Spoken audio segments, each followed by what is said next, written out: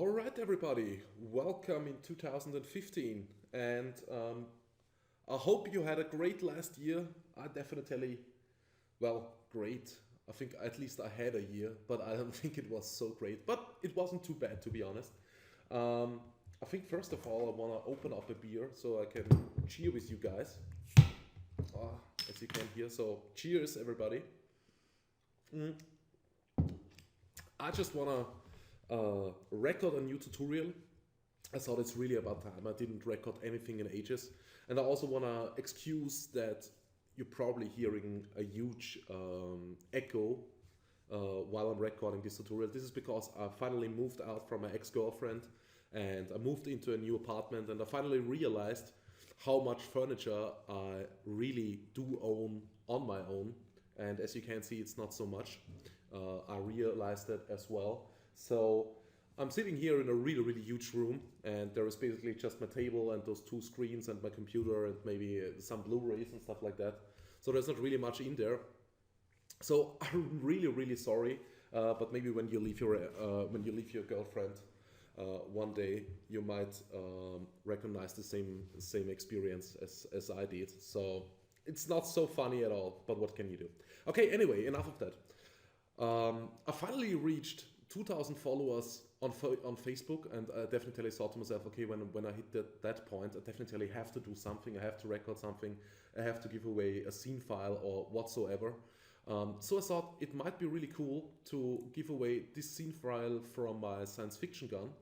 And the last time I did record something, I think this was this iPhone tutorial. I did give away the VrayForC4D file, and I did record an Octane tutorial for the same scene file. So this time I will do it the other way around. I will give away the Octane file, the Cinema4D Octane file, and I will record a VrayForC4D tutorial to how to shade this thing in VrayForC4D. Actually, to be honest, it's just shaded in Octane yet, so I haven't even tried to shade it inside of V-Ray, but I think we can definitely do it, and we will do it, and I hope you will learn something. And also, if you're working a lot with Octane right now, you can still watch it and maybe learn the one or other thing about shading, or what do I know. Maybe there's always a little bit something that you might not know. It's the same when I'm watching a tutorial. There's always a little bit something that I might not know. I mean, we are 3D guys. There is a lot of stuff we don't know and probably never will know, but whatsoever. Okay, so I just want to show you this shot quickly. As you can see here you have the shot already. Probably shouldn't have gone now into the portfolio, which was my fault. I'm really sorry. As you can see, I'm usually unprepared when I'm recording something because I think it's just too much work to cut everything together and stuff like that. If you really want to learn something, you listen anyway, and if you want to have a perfect recorded tutorial, you probably won't get it for free anyway. So this is always what I'm saying. So this is why I'm just simply, I don't know, recording and not making any cuts or any other stuff. I think it's fair enough. Really, really it is. Okay, so where is this shot? Probably haven't even added. Oh, here it should be. And I'm not sure why I can't see it. So this is how the shot looks inside of Octane. There was a little bit of post work going on, really just a little bit, so not too much. It was just basically really a little bit of color correction, and then I did add this flare inside of After Effects, and this was really it. The rest definitely came out like this out of the render engine. So you will get this file, and I think also including the After Effects file, you definitely need the Video Copilot plugin, Lens Flare. I'm not sure what it's called right now. I think it's just called Optical Flares or something like that. And yeah, this is really the only thing that you really need. And I think I did use the basic color correction inside of After Effects as well, maybe also in Photoshop, and then did export it to After Effects. I'm not sure now. I'm really talking too much today, I think. I'm really talking too much. I'm sorry for that already. Okay, so anyway, I think we can get started. First of all, I want to save this file a second time. Otherwise, I might be crying if I just simply overwrite it. So let's go tutorials. Let's say gun V-Ray. Alright,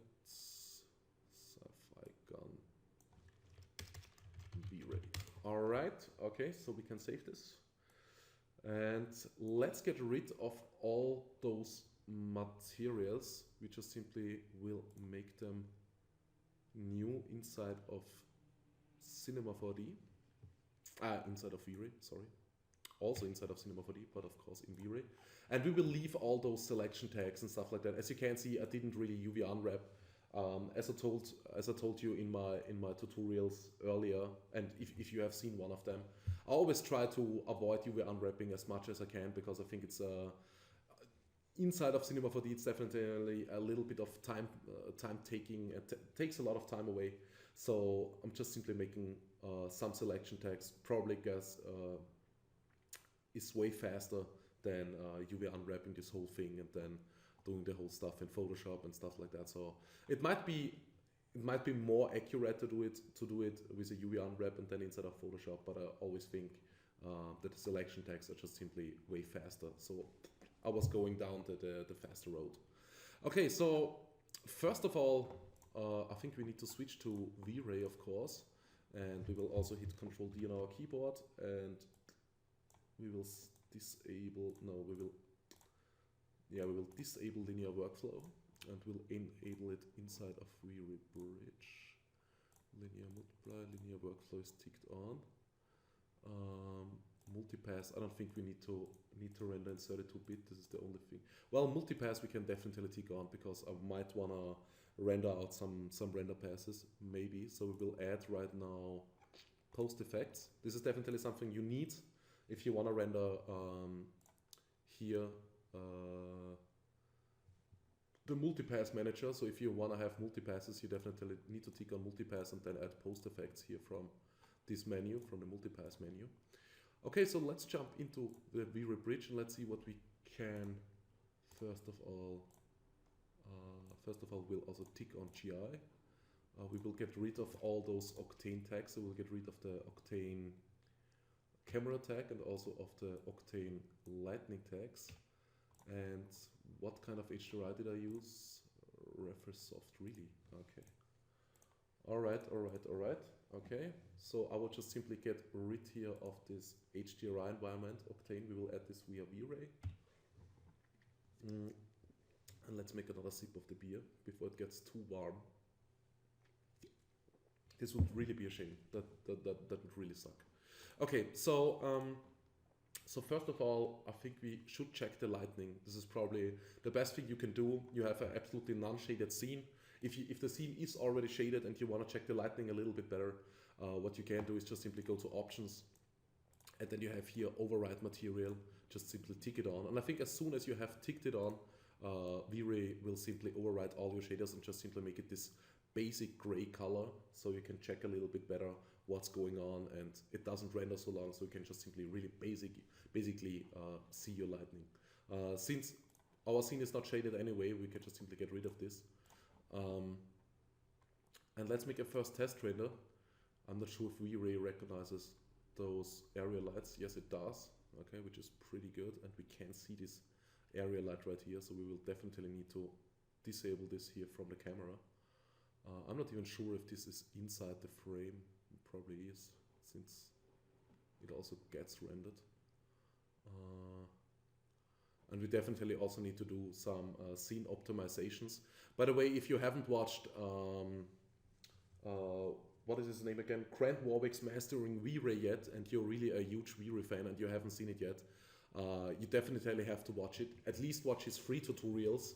I think the Mastering V-Ray lesson comes for, the complete course comes for $200.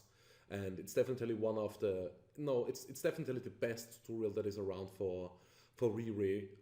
Even though it's for 3D Max, I think it's so easy to translate it to V-Ray for Cinema 4D.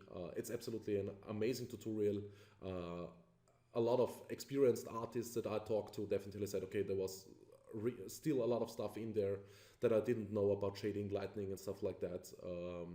The way how it just simply explains stuff, and how many things he does show you. You can also take this whole experience with you and take it to another render engine, and I think it's just simply a priceless tutorial, so you definitely should watch it. Definitely. Normally, I'm not making really a lot of advertising for someone else, but that tutorial really kicked ass. So that was really good.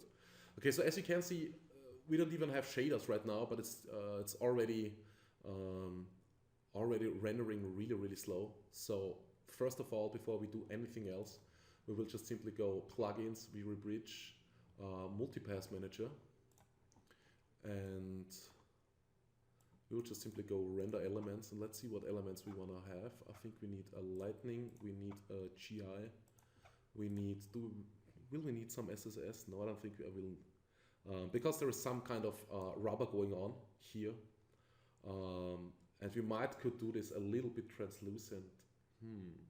Might look really cool if we make this a little bit of an SSS effect, maybe. Yeah, well, let's just simply add it. Who knows? And then we will also add a reflection. Refraction we don't need. We don't have any glass or anything else going on, so reflection will be good enough. And then we go to special channels, and we'll add the sample rate as well. First of all, I want to add now. Let's select the first light. Hold down the Shift key. Left mouse click again. So we select everything. Right mouse click, and we go VrayBridge, VrayLight. So we can add 4 lights. Alright, area light might be just fine. Intensity seems already be recognized from the Octane settings, so probably from those settings right here. And also is there also some color? Oh, this is really dark. Okay, let's check what we get. Just want to see what's going on. Whoa. Sweet mother of bejesus. Okay, that's not good. Okay, first of all, I want to disable definitely. Enable shadows is on everywhere. Okay, that's good. We definitely want to go. No decay would mean no fall off. No, this is bad.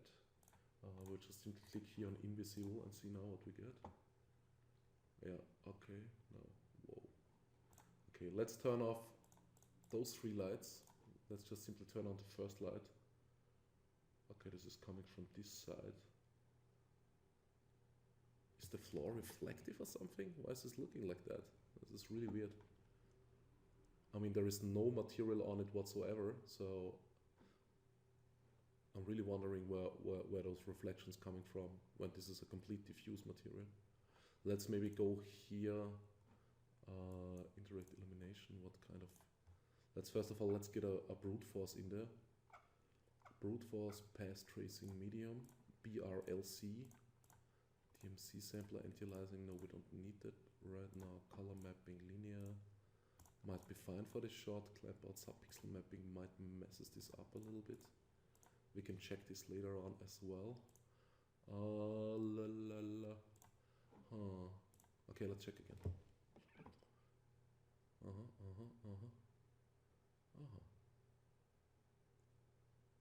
That's really weird.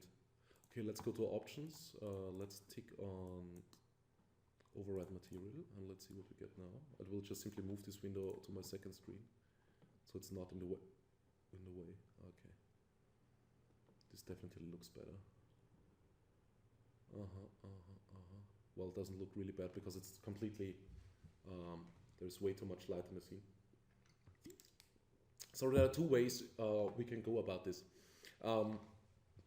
First of all, a lot of people like to work with camera tags, and other people like, I mean, also depends on what you want to do. Guys like Silverwing VFX probably most of the time don't work with, or what he told me in VrayForCinema4D, a lot of the time we didn't work with a camera tag. It just simply says, okay, I'm just simply working on the light and go away from the camera. So it's just simply one less thing that you can mess up. At least that's it for my opinion. If you're not using a camera tag, there's just simply one less thing that you can't mess up. To be honest, I'm one of the guys that uses a camera tag, and I think it's really important to play around with those things a little bit. So because you don't really need the camera tag for DOF, because in VrayForCinema4D you can also go here in the settings. You can also set it up here. I think V-Ray camera DOF on, and then you just simply type in the aperture, bokeh effect, and so on and so on. So you don't need a camera tag to set up a DOF in V-Ray for Cinema 4D. You can also do it right here. And so yeah, so if you want to, you can just simply leave this behind. But as I said, I'm a camera tag fan. So when something is too bright, there are two things that I can do. First of all, I could change the ISO settings right here, or the f-stop settings, or the shutter speed settings. And or I can just simply go down with my lighting and use a little bit less intensity. So basically what you're doing is up to you. What is always good that you have a basic understanding of what's going on in a real camera inside the real world. If you ever worked with a DSLR camera or have one on your own, even though it's just a cheap one, maybe a 300D or whatever, Canon, Nikon, Sony, call it whatever, you definitely know a little bit what a film ISO is, a f-stop or shutter speed. So basically for outdoor shots, you probably have to use less ISO, so maybe 200 is already enough, but let's go for 400. F-stop, let's go a little bit down, maybe here something to 4, so we get a stronger DOF. If you want a stronger DOF, you just simply have to go down with the f-stop here a little bit. The shutter speed maybe at 200 might be fine. And also here the white balance, I definitely want to set to neutral here. Okay, vignetting effect is something that we always want to put to 0 because we can add this so easily in post-work, and this will give us really, in post-work we just have a lot more control over the vignetting effects whatsoever, so this is definitely a little bit better. Okay, so let's check this again. As you can see, still, I mean, there's just one light turned on right now, and it's still extremely bright, I think. This really is not so good, so we definitely, I think we will go down here in the intensity a little bit, so let's go maybe down here to 15. Check again what's going on. See if this is still too bright. Might here still be too bright, maybe not. Let's maybe take it down to 10. Okay. Yeah, this might look good, I think. Maybe not, I just want to check this region here. Okay. Well, we'll definitely, I mean, the light also changes a little bit when we finally have the final materials on it. Sorry for that.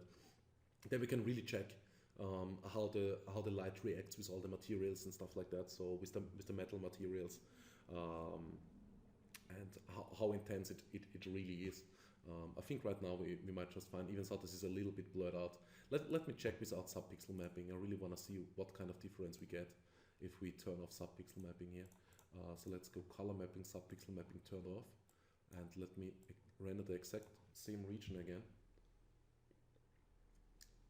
It shouldn't have too much of an influence, even though I think it's now even a little bit more.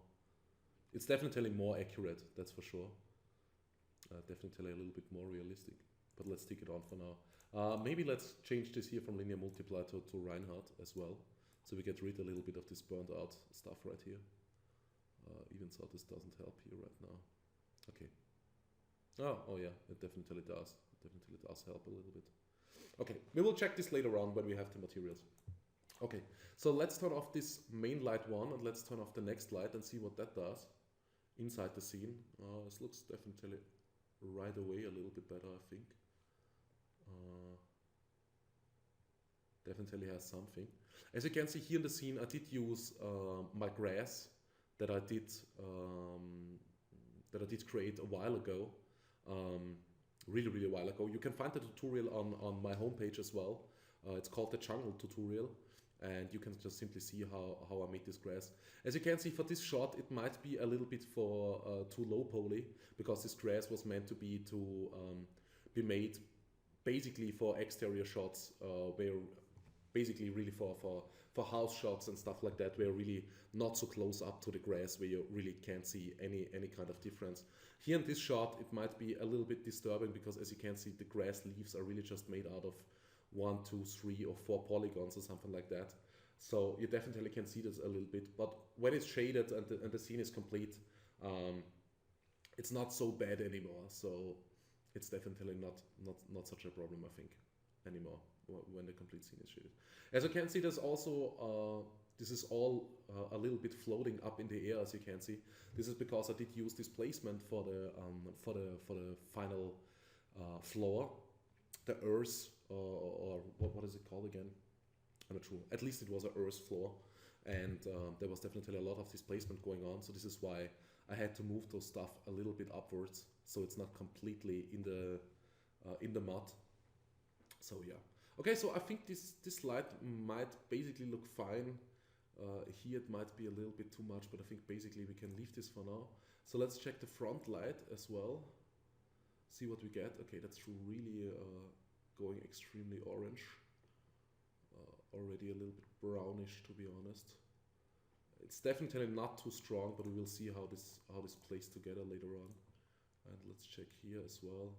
Okay, there is another brownish yellow lightning coming here from this side. Okay, let's turn on all 4 lights and see what we get if we move everything together. If this is way too intense or if we can work with that.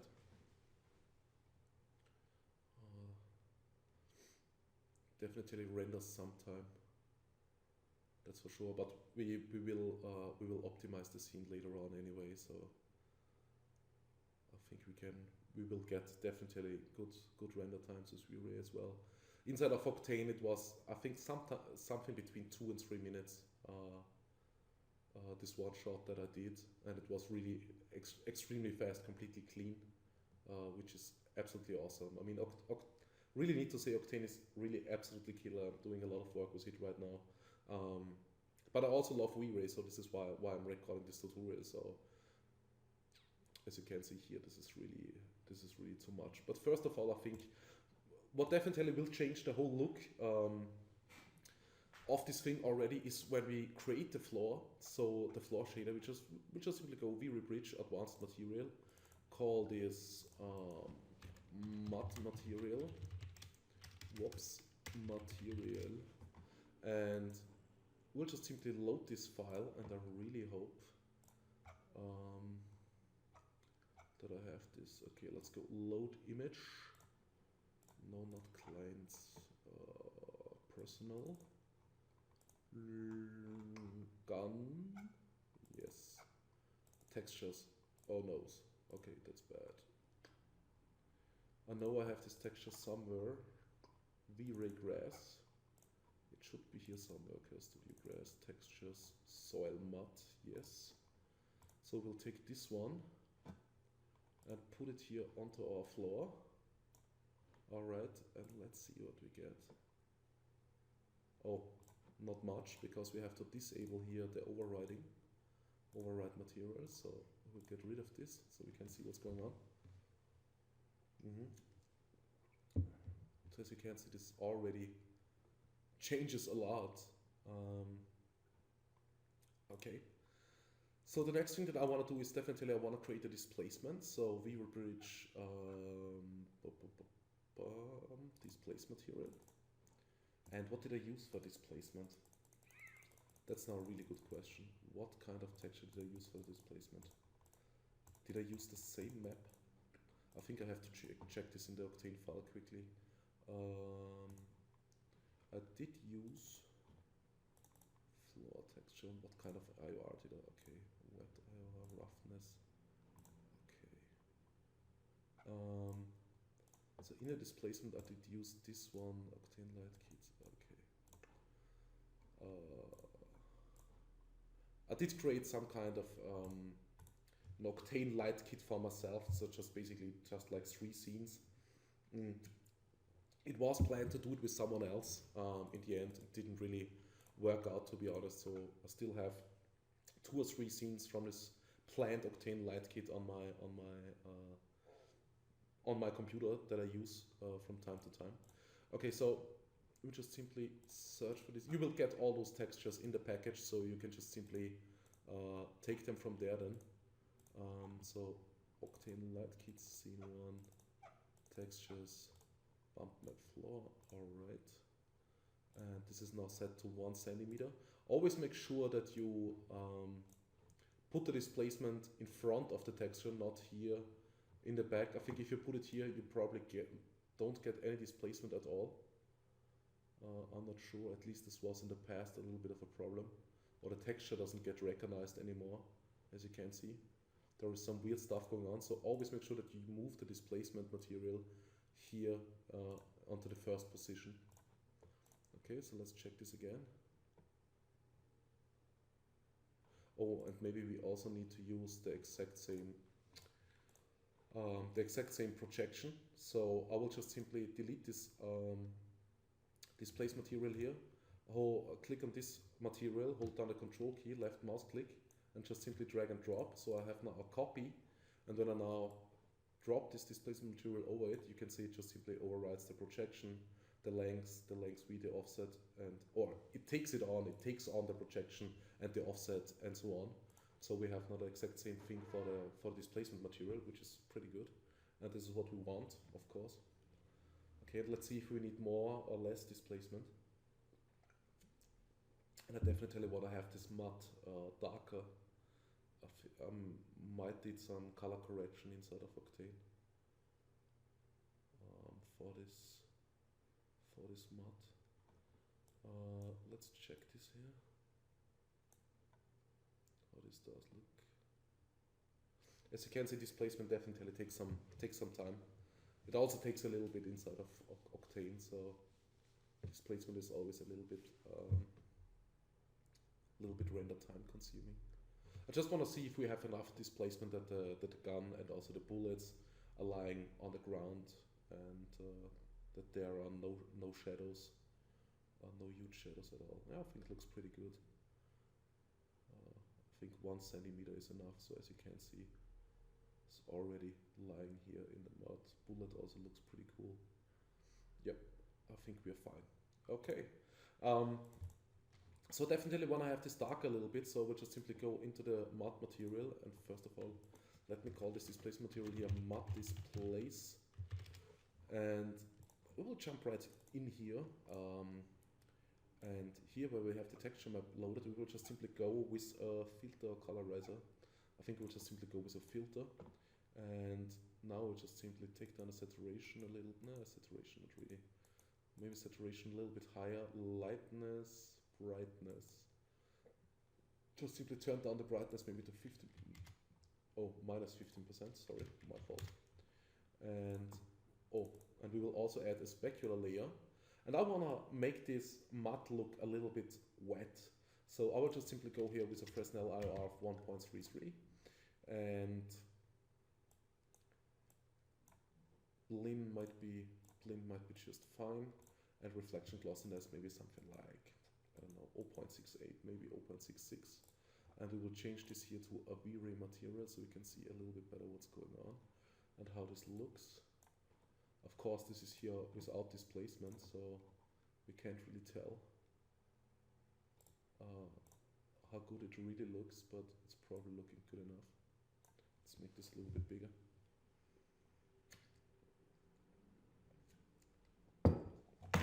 Wow, the beer is really good.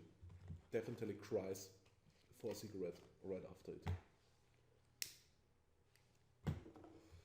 Alright, this is taking ages. I'm not even sure why I did upgrade my CPU, to be honest. Okay. We might definitely see a little bit better what's going on when we check this here inside the scene with the light and with the displacement, of course. And we will see how this looks.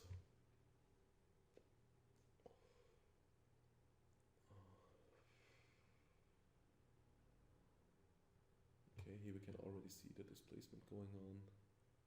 Maybe also some wet parts. The question is, did I use a second plane for some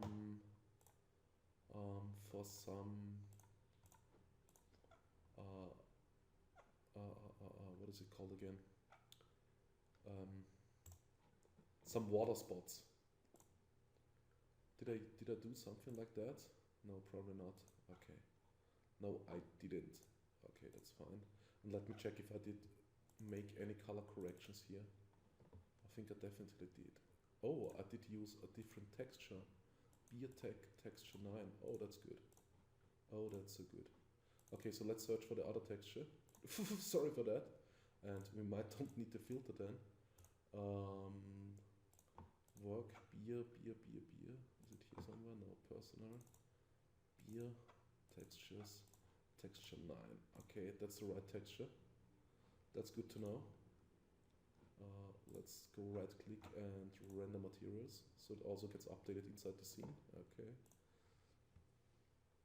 But it should definitely be updated when you just click render, but I also want to see that's applied here inside my render view.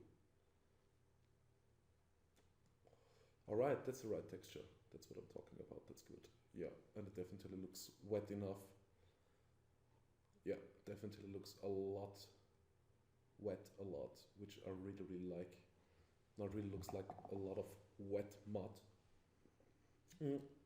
1.33 is normally the IOR that you would take for normal water, and you can do the exact same thing if you want to have some kind of wet earth, and then you can definitely decide with the roughness or with the glossiness. It's exactly the same thing, roughness or glossiness, call it whatever. How much reflection you really want to have. So should the floor really be extremely wet, like, I don't know, are there some water spots where some things really might reflect for almost 100%, or should it be just a little bit like in this scene, so really like a little bit, you can see that it's wet, but it's not really reflecting so much because it's just wet mud, of course. And I think this looks basically fine. We definitely have to work a little bit here on the light. I think it's still too strong and blurs out here a little bit too much the color of the mud. But we can get rid of this a little bit later on, so we don't have to care about this. Okay, so the next thing we want to do is definitely we want to texture the grass leaf. So we just simply go shader view, which advanced material, and go grass leaves material. Okay, diffuse layer, load image, and now I can search for that. It's probably in VrayGrass, CurseStudio grass textures, and it's this grass draw right here. And we will load this one, and we'll just simply where do we have the grass? Cloner. Probably, yes, grass. Okay, there are a lot of nulls that we can just simply delete. I will just delete them. Null. There is also probably a better way to do it, but I'll just simply do it this way now. And did I delete something else now? I don't hope so. Hopefully not. This is because I had to make the cloner editable, because the grass was just simply everywhere and was also sticking through the gun and stuff like that, and it would have been just too much work to pick out every single grass leaf, which is also not possible if you have everything in a cloner object. So I had to make this editable to get rid of some of the grass that was sticking through the gun, and also there was just too much grass going on anyway. The problem is when you make a cloner object editable, you can't tick on render instances anymore, which is just simply takes a little bit more RAM, which wasn't too bad because I did get rid of almost all the grass that you can see. So only what is inside the camera is full with grass, and everything else should be almost gone. So as you can see, okay, here in the back we could also delete some of those, but they don't really matter. As you can see, the scene really moves extremely quickly, renders extremely fast, so we don't have any problems. If you really want to optimize it, just simply get rid of those few things here in the back, and you should be fine if you don't want to use so much RAM. If you have the RAM, you can just simply leave it as it is. Okay, so we just simply pop our grass leaf here. I think already, okay, this is UV mapping anyway, so this is just fine. So just simply drop it on there. Can we just simply select those? Let me check this quickly and then go apply. Does this work? No. Okay, that's bad. Since it's UV mapping anyway, I think we can just simply go grass.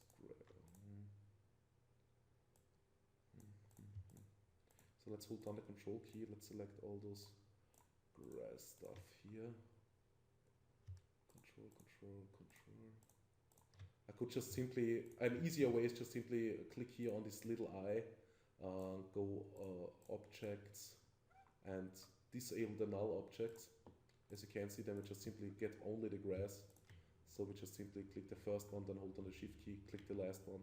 Then we just simply go apply, delete this one, and then we just simply take the first one, take the last one here, and then we just simply delete them. And if you just want to make it look this fine, we can just simply move them forward. No, it's not working like this. Sorry, that's not working. And then we can tick on the nulls again, get rid here of the eye, and as you can see, we have our texture tags, and that's it. Okay, so let's check what we get. The grass draws don't have any reflection right now, no IOR. They're just simply diffuse right now, which probably doesn't look too good. Since this complete scene is a little bit wet, I think it would look definitely weird if the grass wouldn't be wet, because in the real world, when it's raining and the floor or the mud is still wet, definitely the grass draws are wet as well. What I want to do to make it look a little bit more realistic, we will just simply create, oh, I should have done this before, sorry for that. We'll just simply make a two-sided material, leave this here at translucency color at 50% gray. So this should give us a good front side, back side material, which will simply drop in the grass leaf material. But this gives us a little bit of a two-sided material, because grass, I mean, also depends a little bit on the grass draw, but grass draws are not 100%, well, how can I say that? They are definitely a little bit translucent, so you can definitely see through them from some kind of angle, a little bit at least. So I definitely would use here a two-sided material, so I just simply call this two-sided grass leaves. And leaves, I think this is completely wrong, maybe leaves, yes. And now we have to do the exact same thing again. I'm really sorry for that. Maybe I shouldn't drink beer when I record a tutorial, but this is really my first one. This would be really disgusting if I'm already drunk after one beer. I guess my friends would definitely cancel my friendship after that. Okay, so let's go, let's do the exact same thing again. Only this time we will add the two-sided material, and let's turn on the null objects, even so we don't really need them, to be honest, but yeah, whatsoever. And I also forgot to delete some null objects right here. Let me just delete them quickly, even so that's not necessary, but yes, whatever. Okay, so we will give here in the normal material, we'll give this here some kind of specular layer, and we'll give this also an IOR of 1.33. Blin is fine, and we will just simply go here, VrayGI, and we'll bring this down here to maybe something like 0.64. And let's see what we get. Let's render the scene. Okay, as you can see now, definitely a little bit more comes together here. So it already takes a little bit.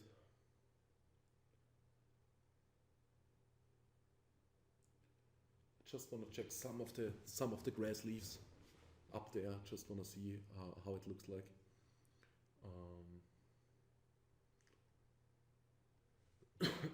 Matte doesn't look too bad. Definitely picks up a lot of light, which is probably realistic, but I don't like so much, but I think it's okay. This render really already takes long. This is also because of the two-sided material, probably. I'm not sure if I did use two-sided material inside of Octane, to be honest.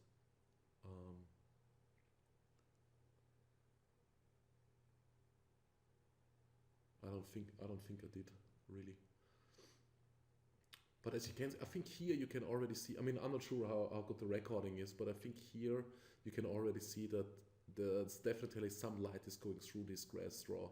What definitely makes it look more realistic, because it's not completely absorbing the light. There's definitely going some light through, and this definitely looks better. I think it definitely looks better.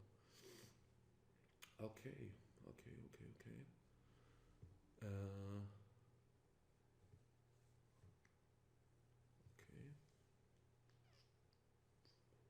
Maybe here. Also want to see those grass draws, but I think it looks pretty fine so far. Okay, the next thing that I want to do is I want to create the yellow plastic material. So let's go, sorry for that. Create shader advanced material. The B is already working. I'm really sorry for that. So let's make this some kind of yellowish, like I had it here in my portfolio. We could also just simply go, why is this messed up here? I think I have to fix this. You can also just simply take this picture here, take the color picker, open this up again and go choose screen color. And I think you have to put this on your second screen, then choose screen color. And then we just simply select the yellow color here from the gun. Yeah, it might be something like that. And then we give it, so as you can check here the values. So R is 254, G is 191, and B is 25. Specular layer we tick on, let's give it a Fresnel error of 1.54. We could now also work with those really realistic values for plastic and stuff like that, that Grant Warwick really manages really good inside of his mastering VRay tutorial. But I think for most of the scenes it's not really necessary, because I think you can't really tell the difference, to be honest. So I will definitely not do it right here, and also it will definitely add some render time. So like I said, I don't really think it's necessary. Okay, let's go for an IOR maybe of 1.56 and reflection glossiness maybe something like, I don't know, 0.79, something like that. And we will definitely add later on here a texture map, a reflection glossiness map, so we don't have the same glossiness everywhere. And we will also add this here, change the type here from Blinn to Fawn. Might look a little bit better for plastic. And we'll just simply add this here, maybe. I think we should use the tags that I did already create. So let me see, I think it's probably the first material, so we just simply put this on here. Okay, perfect. As you can see here, grip 2. And let's just simply render this for now and see what we get. We might need a little bit of less glossiness. I think this is too glossy right now. Definitely. And maybe an SSS material here really looks good. Also the light that comes here from somewhere definitely destroys me. That's not good. No, that's way too glossy. Let's go down here maybe to something like 7.1. And let's render this again.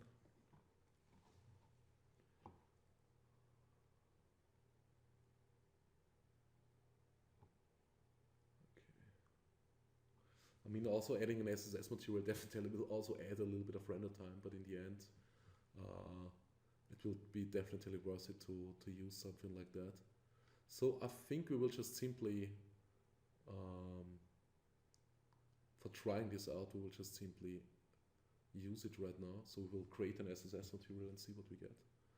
And as you can see, this looks now completely clean. So, I mean, this is a science fiction gun and it's lying in the mud somewhere, probably a lost gun from some kind of soldier or guy or whatever. And I mean, it's definitely used and it should be dirty and stuff like that. And as you can see here, the reflections are completely clean. So it's not touched anywhere. It looks like it's coming fresh out of the box, and it's just simply lying in the mud. I mean, who would do that? So we should definitely add a little bit kind of dirt and also, yeah, a little bit of kind of dirt to this weapon. And I think it's still, no, I think the glossiness might be fine now. Okay, but first of all, let's create the SSS material, and we'll just simply create a fast SSS2 material, I think. And I haven't done this in ages. IOR, the exact same, 1.56. Overall color is in this kind. Oh my god, how was this built again? Let's try it here with some kind of yellowish, something like that. 255, 186, 27. Okay, subsurface color maybe something like that. No, that's so bad. Maybe something like reddish, maybe Something like that, maybe. No, that's too much. Maybe a little bit like red, but something like that. Still too much. Maybe something like that. Yeah, that might be fine. And let's also see a V-Ray preview. And then we have to play here with the specular glossiness. Let's go 0.69. Single scatter, simple ray trace refractive. No, we don't need this. It's just simply simple, might be fine. And for plastic, and we might need to change here the scatter radius. If I'm changing this here to 1000, how was this again? I think less is less translucent and more is more translucent. Yes, so I think we go here for value maybe. Let's try it with a basic value of 100 centimeters. And let's drop this on here. And let's see what we get when we're rendering this. By the way, you don't need to hit the color right away, to be honest. So you don't have to find the perfect color inside of the SSS material. There are a lot of good plugins for Photoshop and for After Effects where you can control only the yellowish colors and stuff like that in your scene. So if you don't hit the spot right away, don't worry about it too much. You can definitely fix it in post-work and don't have to play around too much with colors and stuff like that. Might looks a little bit too less glossy right now. I think we have to go up with the glossiness here a little bit. So let's go in there and let's give it a little bit more glossiness, maybe something like 0.1. Oops, sorry. Jesus Christ, always this beard. I think we definitely need here. Was there only the specular glossiness? Really? Why is the specular color gray? By the way, 50% gray. Let's turn this off to white here. Specular amount. Come on, man. Specular glossiness 1. Oh, trace reflections. Sorry. Let's turn this on. This might help. And let's change this here to 0.71. Okay, now it should look like before, at least for the reflections. I knew I was missing something. So as you can see, it almost looks like before, but we definitely also have some kind of SSS effect going on. I'm just not sure right now if it's too strong or not. We definitely would need to preview render this multiple times, at least this part right here, with different scatter radius options to see what would work the best for our scene and also for this material. But it renders absolutely okay. I mean, the displacement definitely takes most of the time right now.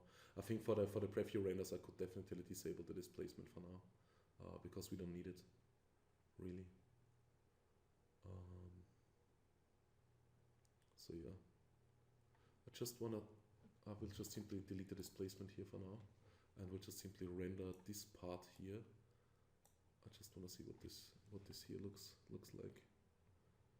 As you can see, this is already rendering way faster than before, without the displacement. Okay. Let's maybe render this with a really, really high value. Let's maybe make this here 10,000, so you can see the difference. I think this way it really gets a lot of subsurface scattering. Subsurface scattering, by the way, definitely most of the time works the best when you have only one light source in the scene anyway. As we have here 4 area lights that coming from different directions, this definitely takes away a little bit from the SSS effect. SSS most of the time works the best if you have only one light that is maybe really coming exactly from the back. So yeah, you probably won't see any difference. So let's leave this here at 100 and I think we're fine. Maybe it adds this little bit of extra, maybe not. If it doesn't add this little bit of extra, at least it still looks like a good plastic material. So this is really up to us, or up to you. You can definitely play here with this value and also with the phase function a little bit to see what you get when you're playing with this, and also with the pre-pass rate here. We could add this, but this also adds a lot of render time if you're adding here pre-pass rate. So yeah, what all those stuff does, you can definitely find in the documentation. I don't want to talk about this too much because this would I probably would also need to look into the documentation once again to see exactly what every slider, what every button does.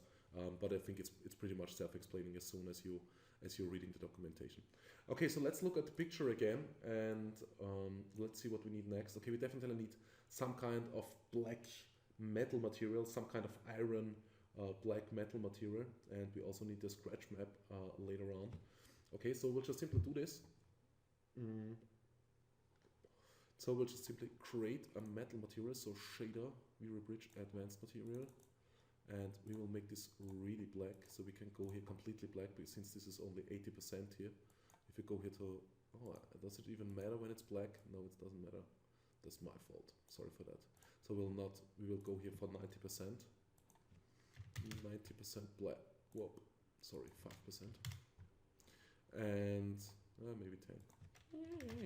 Okay, 10. Let's change this here to sphere VrayGI, okay. And we will turn on the specular layer, change here the type probably to watt. And let's go with a Fresnel IR of 3 maybe. And let's take down here the reflection glossiness really, really much. Maybe something like 0.69. And I'm not sure if I really am liking the specular color. I'm not sure. Okay, first of all, let's try this material and see what it looks like. So we will just simply go into the scene, select these parts.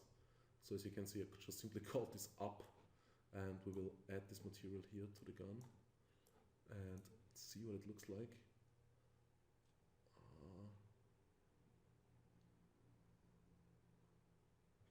The light is really disturbing me right now, to be honest.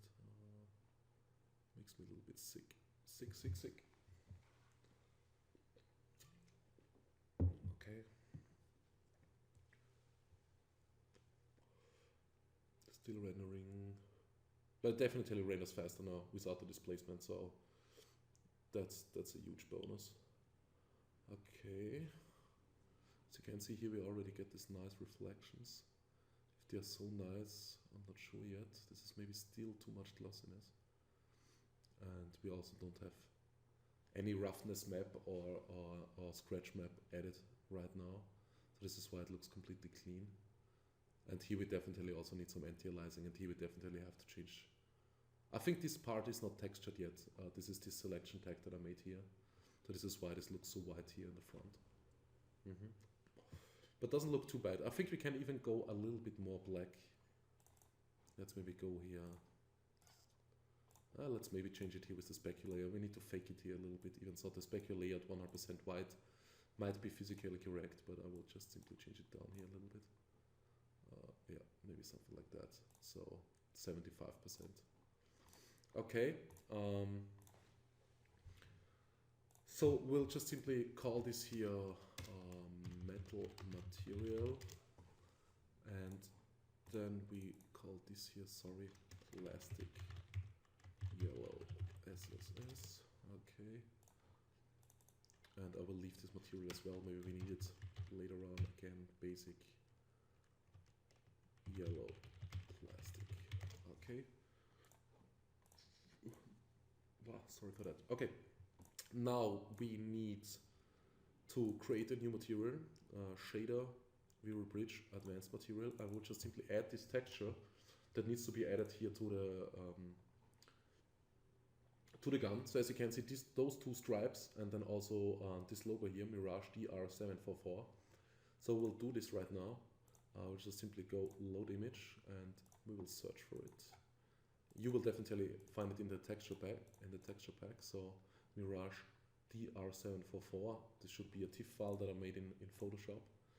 And do I need? Yeah, I will definitely also add here a little bit of an reflection glossiness, something like plastic 1.56. Even so, you probably won't see it so good, but I think it's fine enough, 0.79, okay. Then we go material weight, which is basically the alpha channel, but you can do a little bit more stuff, and we load the exact same texture again. To get this here translucent, go to invert, and now we have this here, as you can see, as an alpha. Then we go create shader, VrayBridge, blend material, add our metal as a base material, go use material code, and then we just simply drop in our alpha that we just created. And this should map our alpha channel on our metal.